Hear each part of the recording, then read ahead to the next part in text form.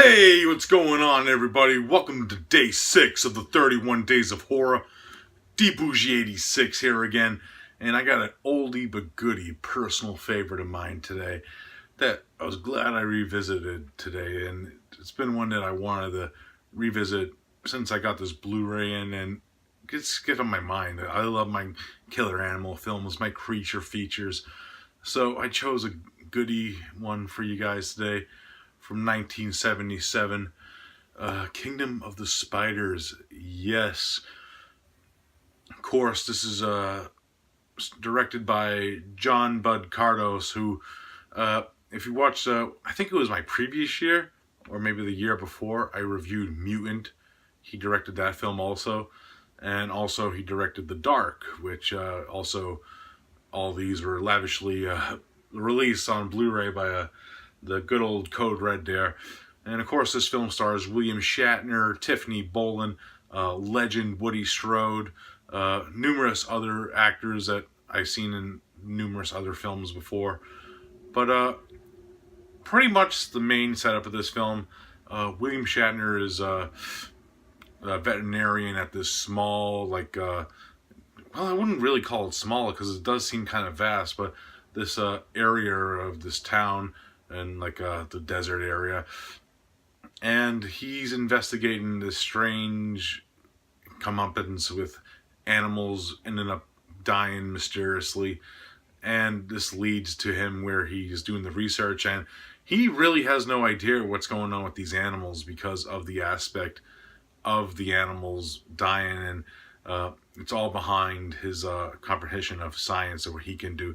So he ends up getting some tests done, and this involves Tiffany Bolin's character, who comes as a research representative of the company to investigate what's going on, and they discover what is going on is that the spider population is not taken likely to the other living inhabitants of the area, and they start attacking people, and it becomes a rampage at the very end of the film. So it's pretty much a tale of survival, and it becomes like a siege narrative at the very end, where a group of survivors end up shacking up and trying to survive the spider apocalypse, per se.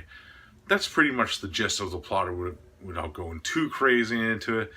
Now, I love this fucking movie because, for one thing, you can't make a movie like this today because of the aspect of the use of real spiders and the way that the real spiders are used. It's crazy how much spiders are used in this movie, and it's the way that the actors are working with the spiders too. It just gets like that fucking cringe feeling because they are real spiders throughout this film. So you get that going for it, and it has some great tension building with the music. The music is very subtle in it, but it's very eerie. There's every time when the spiders come in, it has its type of Jaws theme. It's this little piano riff, do do do do do do do do. It kind of reminds me of the Stranger Things but with a little classical piano. You know what I mean? But yeah, the cast is great in this. I like William Shatner. He's fucking an actor that's very interesting in his movie career and the roles that he takes, but he pulls this off well. I love when he's drinking beer in this movie. It's fucking hilarious when he's just pulling out Miller High Lifes, and the mayor comes over and drinks with him, and the local cop does too. It's fucking funny as all hell. And I like Tiffany Bolin. I always liked her as an actress in these types of films from the 70s, like Bonnie's Kids and the Centerfold Girls. She did a tremendous job in this role, and she plays well off Shatner because they have that chemistry that's really well done.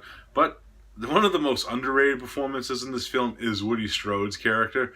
I like that he's this elderly black male who's getting fucked over pretty much through this spider epidemic, and he's blaming it all on because the tensions of the racial tensions that are going on, because they're a middle-aged black family in pretty much white populated area, because I didn't really see a lot of other black people in this film. So that was a very interesting aspect of the film was taken with it. Now, there is some cheesy moments to this movie, I won't lie. Like, there's a certain aspect of the spider's POV that's very odd, the way that the cameras are portraying the spider POV in this film. And some of them are like, okay, I don't think it would be that low on the fucking ground. It seemed a little higher than usual, you know what I mean? Like the way that they represented it, you know. But overall, that's just a minor gripe on the film. It's nothing to take away its charm, because what this film has that lets everything else that's wrong with it go, it has a fucking terrific ending. Now, I'm not going to spoil it for you. If you have seen the ending of this movie, you know it's fucking awesome. You know, it's, yeah, this movie's fucking, if you hate spiders, man, you know, I don't mind spiders, to be honest. I like spiders. They don't bother me because they just do their thing, you know. But overall, if I was like really creeped out by spiders, I would never watch this movie again. But I love fucking spiders, so I'm not like a spider afraid of spiders. I'm trying to say, you know what I mean? They're just creatures on Earth, and they're just trying to do their thing too. But you know, they are like, you know, they're just fucking odd looking creatures, and it's just crazy. Like there's one like interesting scene in this movie where fucking Tiffany Boland's character actually encounters a spider in the beginning when she's in her cabin and that she rented out. And what ends up happening is she actually treats the spider with respect and lets him out, and pretty much, you know, that has like that odd thing too, where if you're not mean to the spiders, they don't fuck you up either, you know? So she understands that they're just God's creatures too, and pretty much that's what the whole thing with these nature run amok films are, is it's God's creatures getting back at us for what we did to the environment and what we do, you know what I mean? That's pretty much the main gist of all these type of movies. But if I had to rate Kingdom of the Spiders, it's getting a solid 8.5 out of 10 for me.